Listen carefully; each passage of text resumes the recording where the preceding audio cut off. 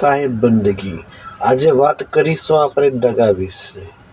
આજે દરેક ક્ષેત્રની અંદર, દરેક જગ્યાએ, ચાહે રાજકારણ હોય કે ધર્મની લાઈન હોય કે આપણે આજુબાજુના કે આપણી નજીકના કે દૂરના, આપણે ન બનાવવા માંગતા હોય તો પણ કોઈને કોઈ દુશ્મન બની જાય છે આપોઆપ.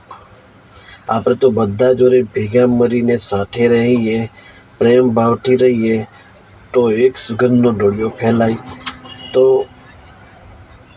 બહુ સારી વાત છે.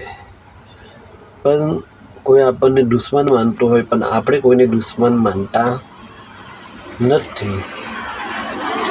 માટે સંતો કહે છે કે દગો સગો નહીં કોઈનો. છલ કપટ કરે કોઈ, ચોરી ચાગલી કરે કોઈ, નિંદા કરે કોઈ,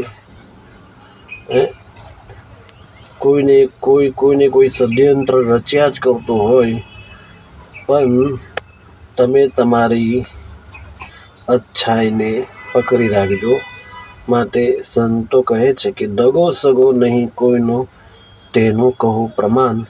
શૂરપંખાએ કપટથી ખોયા છે નાક ને કાન. ખોયા છે નાક અને કાન, ગઈતી રામને છલવા. લક્ષ્મણને વળવા જતાં કપાયું છે એનું નાક.